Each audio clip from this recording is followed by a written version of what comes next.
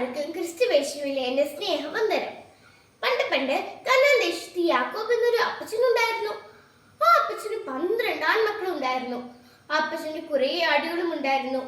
അപ്പച്ചന്റെ മൂത്ത 10 മക്കളെയും ഈ ആടുകളെ നോക്കാൻ അപ്പച്ചൻ വിട്ടിരിക്കുകയാണ്. അപ്പച്ചന്റെ 11ാമത്തെ മകനെ അപ്പച്ചന് വലിയ ഇഷ്ടമായിരുന്നു. കാരണം അവൻ നല്ലവരും അനുസരണമുള്ളവരുമായിരുന്നു. അപ്പച്ചന് കുറേ പ്രായമായപ്പോൾ ഉണ്ടായ മകനായിരുന്നു ഇത്. അപ്പച്ചന് ഈ മകനോടുള്ള പ്രത്യേക സ്നേഹം കണ്ടിട്ട് മറ്റു സഹോദരന്മാർക്ക് ഇവരോട് വലിയ അസൂയ ഉണ്ടായിരുന്നു. ഈ ബാലന്റെ പേരാണ് ജോസഫ്. ഒരിക്കൽ ജോസഫിന്റെ അപ്പൻ അവനോട് പറഞ്ഞു, മോനെ, നിനക്ക് നിന്റെ സഹോദരന്മാരെയും ആടുകളെയും ഒന്ന് തിരക്കിട്ട് വരാമോ? ജോസഫ് സന്തോഷത്തോടെ അപ്പൻ തയ്പ്പിച്ചു കൊടുത്ത നീലൊടുപ്പും ധരിച്ച് കൈയും സഹോദരന്മാർക്കുള്ള ഭക്ഷണപതികളുമായി നടന്നു തുടങ്ങി. ദൂരെ നിന്നും നടന്നു വരുന്ന ജോസഫിനെ കണ്ടു അവനെ കൊല്ലാൻ പ്ലാൻ ഇട്ടു. എങ്കിലും അങ്ങനെ ചെയ്തില്ല. അവരവരുടെ അടുത്തെത്തിയപ്പോൾ അവന്റെ നീലൊടുപ്പ് വലിച്ചൂരി അവനെ അടുത്തുള്ള ഒട്ടക്കിണറ്റിൽ വലിച്ചെറിഞ്ഞു. കുറെ കഴിഞ്ഞ് മിദ്യാന കച്ചവടക്കാർ അതുവഴി വന്നപ്പോൾ ജോസഫിനെ കുഴിയിൽ നിന്നും വലിച്ചു കയറ്റി അവർക്ക് 20 വെള്ളിക്കാശിന് വിറ്റു. മിസ്രൈം രാജാവായ ഫറവോന്റെ ഉദ്യോഗസ്ഥനായ പോത്തിഫർ ജോസഫിനെ വിലയ്ക്ക് വാങ്ങി. ജോസഫ് നല്ല വിശ്വസ്തനായിരുന്നത് കൊണ്ട് അവനെ യജമാനൻ ആ വീട്ടിലെ ഗൃഹവിചാരകൻ ആക്കി. ജോസഫ് നല്ല സുന്ദരനായിരുന്നു. അങ്ങനെ ഇരിക്കെ യജമാനന്റെ ഭാര്യയ്ക്ക് അവനോട് ഒരു മോഹം. പക്ഷെ നമ്മുടെ ജോസഫ് അതിലൊന്നും വീണില്ല. എന്തുകൊണ്ടെന്നാൽ ദൈവം ജോസഫിനോട് കൂടെ ഉണ്ടായിരുന്നു. എന്നാൽ യജമാനന്റെ ഭാര്യ അവളുടെ ഇഷ്ടത്തിന് ജോസഫ് വഴങ്ങാഞ്ഞത് കാരണം തന്റെ ഭർത്താവിനോട് അവനെ കുറിച്ച് നുണക്കഥകൾ പറഞ്ഞു കേൾപ്പിച്ചു. അങ്ങനെ ജോസഫിനെ രാജാവിന്റെ ബദ്ധന്മാർ കിടക്കുന്ന ജയിലിൽ ഇട്ടു. അന്ന് ജോസഫിന് 17 വയസ്സ്. അങ്ങനെ ഇരിക്കെ ഫറവോൻ രാജാവിന്റെ അപ്പക്കാരനും പാനപാത്രവാഹകനും രാജാവിന് അനിഷ്ടമായുള്ളത് പ്രവർത്തിച്ചതുകൊണ്ട് അവരെ ജോസഫിന്റെ അതേ ജയിലിൽ അടച്ചു. കുറേ നാൾക്ക് ശേഷം ഈ അപ്പക്കാരനും പാനപാത്രവാഹകനും ജയിലിൽ വെച്ച് ഓരോ സ്വപ്നം കണ്ടു.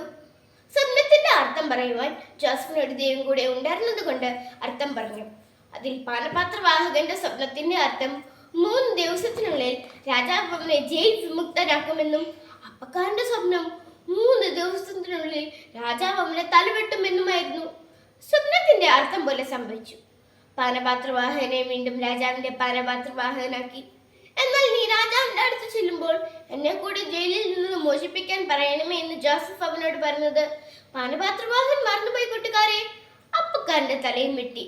2 സംവത്സരം കഴിഞ്ഞപ്പോൾ ഫറവോൻ രാജാവ് ഒരു സ്വപ്നം കണ്ടു കൂട്ടുകാരെ. അതെന്താണെന്നോ? നദിയിൽ നിന്നും ഗൂഢരൂപവും തടിച്ചതുമായ 7 പശുക്കൾ വന്നു.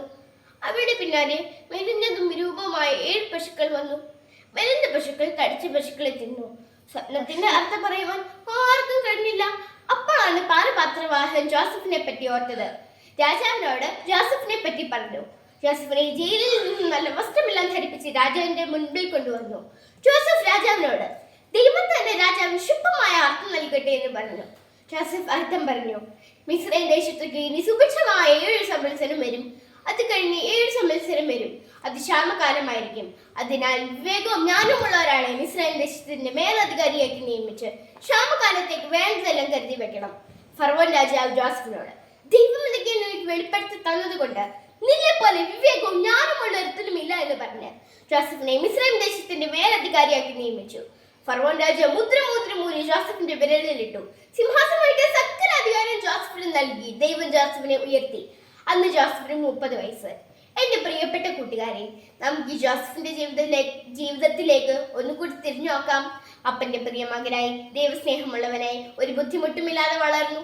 അതിനുശേഷം എത്ര കഷ്ടപ്പാടുകൾ, സ്വന്തം സഹോദരന്മാരിൽ നിന്നുള്ള നിന്ന, പരിഹാസം, പീഡനങ്ങൾ, പൊട്ടക്കിണറ്റിൽ കിടന്നു, പ്രലോഭനങ്ങൾ, ജയിൽവാസം. എന്നാൽ അവിടെയെല്ലാം ജോസഫ് ആത്മാർത്ഥമായി നിന്നു. എന്തുകൊണ്ട്? ദൈവം ജോസഫിനോട് കൂടെ ഉണ്ടായിരുന്നു. പിന്നീട് ദൈവം ജോസഫിനെ ഉയർത്തി, സ്ഥാനമാനങ്ങൾ നൽകി. പരിഹസിച്ച സഹോദരന്മാരുടെ മുൻപിൽ ദൈവം തല ഉയർത്തിച്ചു.